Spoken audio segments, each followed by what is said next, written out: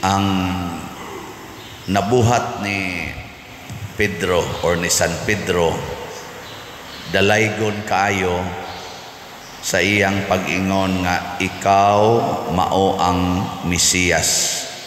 Kay sa tanan nga mga tao nga nakaila ni Hesus, si San Pedro ra gyud mao'y gihatagan niining maong kahibalo. Kay doon na sa siya special na role. Pero kining kahibalo ni San Pedro ni Hesus isip Mesiyas gitistingan diha sa pagsulti ni Hesus unsay dangatan niya dinhis kalibutan. Pag ingon yung Hesus mag-antos siyag maayo o paantoson siyag maayo niya ilansang sa cross patyon nawa na ang kalinaw ni San Pedro ug ang iyang pag-ila ni Hesus. Kinsa man ning Mesiyas? Kinsa man ang Mesiyas be? Wala mo kibaw. Ang gipadala sa Ginoo aron muluwas sa kalibutan. Ang gipadala sa Ginoo aron mobuntog sa yawa, aron mobuntog sa sala. So kung makaila ka og unsa ning Mesiyas, ang mahitabo gyud dili na ka mahadlok aning kasakit, aning kamatayon, kay naa na ang manluluwas na bisag moagi pataani di na gid ta mabanlas.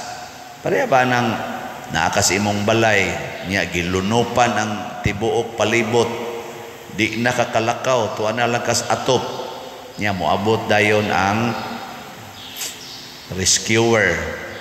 Saman moambak ka ngadto padong nila o dili tangan kadtog net ambak des atop kay diana diring sakayan moambak ka dili moambak ka kay rescuer guna di ka mahadlok. Pero katong wa pa sila ni abot wa pa moabot diha ug moambak ka siguro jud kang lamyon kas tubig ngadto.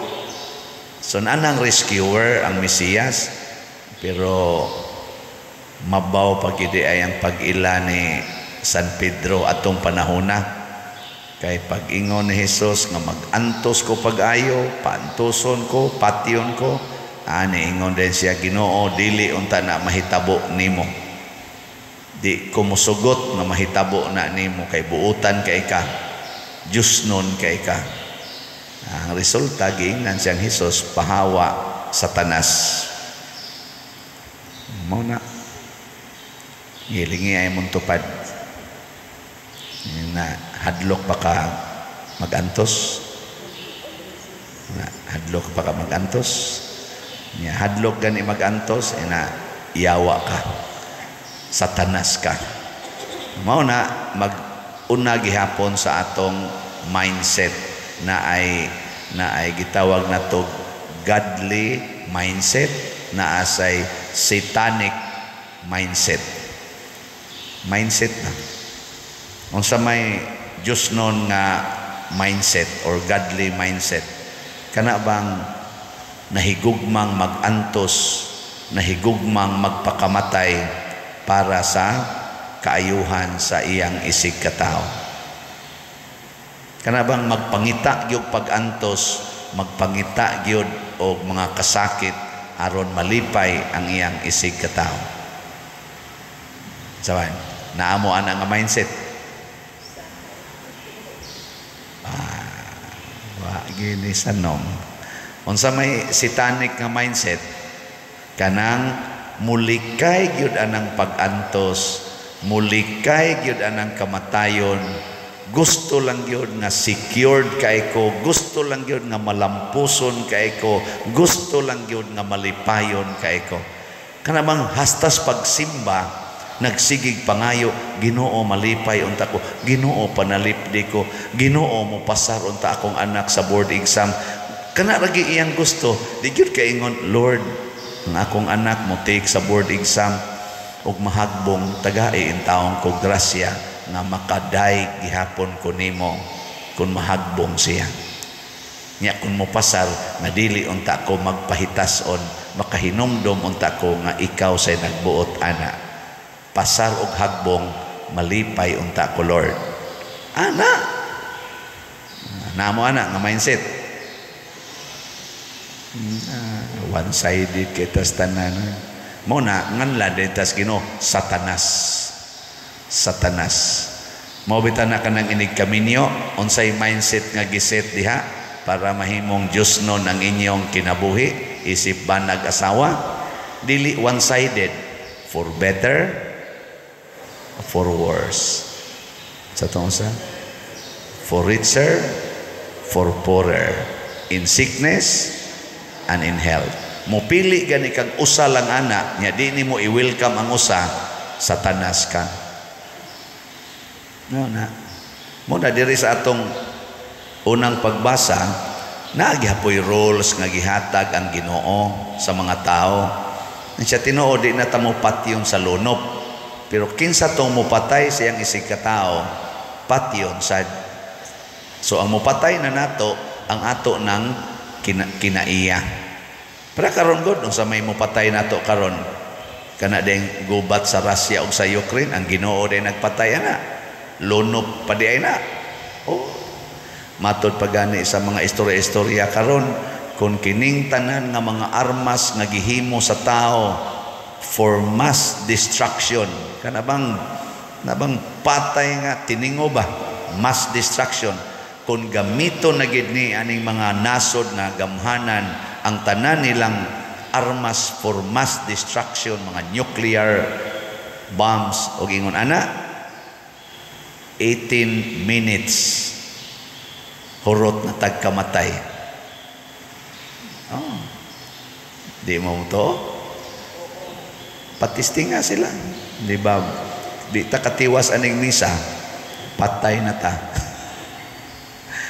Control na God everything. Satellite. Nga controls di mo kalibutan. Anya inig pindot ana manggawas na naghain ang ilang mga laboratorio. Sana ka na mga bases kana ilang mga bases nga tuwa nag-ong-ong ng mga missile usa lang kapindot manggawas na natanan nya ang mga aso ana ang splinter ana mupatay na nato dagko kay nas tanan ikarga ginagporting dagko ang mga truck usa ka buok usa ka truck pating dako nya kana ganing grenade nga kuptan ra og kamot iiksa na nimo diha nya mobuto pare atong Plaza Miranda kuno duha ra man to ka hand grenade ang gilabay oy pila gud to ka hundreds ang nangaangol unsa na kanang gikargag truck pating dako gikan dinhi abot atong kuros di ana nya porti pandako as lawas inigbuto ana sus grabe ha gakarga pa ginag mga kagaw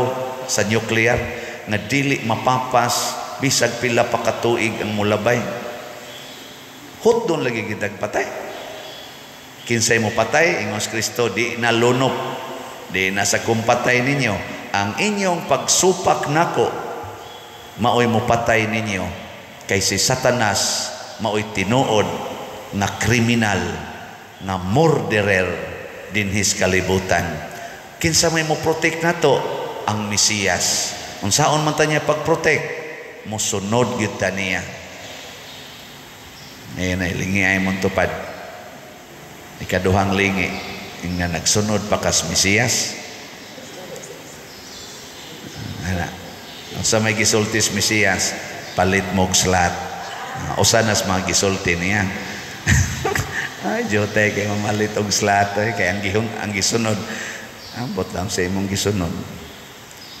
Amo tudlo ra ba sa nangyawa ayaw palit anang slat, tiguma na para sa imong kaugmaon. Ana mao ginaisulti dayon para na sa imong future. Ayaw nag-ipalit karon kay naara na simbahan, wa na kapuslanan. Para na sa imong balay, i-renovate na sa imong balay nya na para ba kay palitonong yuta. Abot ra ba sa mga 100 million mao na ayaw gina i-share anang gisigig sangyaw anang pariana. Kay napakay 100 million nga bayranan, napakay 10 million nga bayranan. O ana mo na para sa yuta, para sa balay, para sa sakyanan, na para ba kay palitonon nga bag-ong sakyanan nga mo worth og mga 8 million aron ang imong dignity kuan gyud kaayo. Siguro gyud nga mo hanga ng mga tao nimo, ayaw lang na bahini o sana si ano diha kay sagdailan na dihang mga tricycle driver, kana mga habal-habal driver, mga labandira, kana mga maid, mga OFW, sila lay papalita ng slot. Dili na para nimo ang palita kanang makaayo sa imong kaugmaon.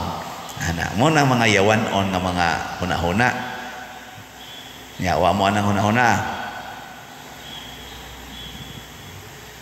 Mga tugre ba noon? Wala mo diya. Basta ningon si Kristo pahawa sa tanas niya. Kini mga tawhana nga magsiging ma-secured akong future, ma-secured akong future, ma-secured akong future. Mao ni sila ang mahadlok sa kasakit, mahadlok sa kamatayon, mahadlok sa mga failures. Dali kini sila maghikog, dali kini silang magdepresyon, dali kini silang maratol, dali kini silang masuko, dali nga mag-self-pity. Mao ni sila, luoy kini sila. Bisag daghan na kay na sila mga achievements, sige lagi pong kaguol, sige lagi pong kahadlok. Pero kini sige palit na tong slot, mas stage 4 cancer na lang, gasmay lang yapon. No, ma-failure, pahiyom lang yapon. Budhian sa bana, budhian sa asawa, mukatawa lang bisag gaagas ang luha. No. Mao na yung mga Diyos noon. Pila na may halin na to ron nagipalit sa mga Diyos nun. No, ang atong SBF dag nahalina na taas of yesterday og 3,001 slot. Nindo tano 3,001 slot. Papa. Mura man sa edad ni Noe ba katong Anoe ba to katong kuanas luno? Paghubas gyud sa luno matud pa sa gospel first reading kagahapon. Unom kagatos og usa ang edad ni Noe, 601. Nindot gini na ipakapin nga 1, at least nakaabot yung 601. Grasya na nya kita karon 3001. Nya si Noe, tanaw ha unsay grasya ni Noe, 601-year-old na siya, pero unsay sugos Ginoo, panganak og daghan. Motuo mo makapaanak pa ng 601-year-old? Tuo mo dili. Kada way imposible Ginoo.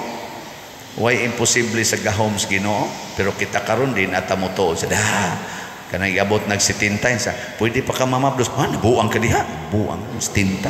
Bisan gani 40 pila na may anak ninyo, tulo pa din, pila may edad nimo, aguang na pa din 45 nako imong asawa, 42 nako, pwede pa nang masundan og mga 5, adi na namada pa din, guwang na. 601 paanakon pagdaghan nga naman Ginoo lagi magbuot, dili kita. Kung kita na gani mo magbuot-buot sama ni San Pedro, ingon nas Kristo, pahawa sa tanas ang imong huna-huna sa tao, dili sa Dios. Mao na manindog na ta mga naghuna-huna sa Dios.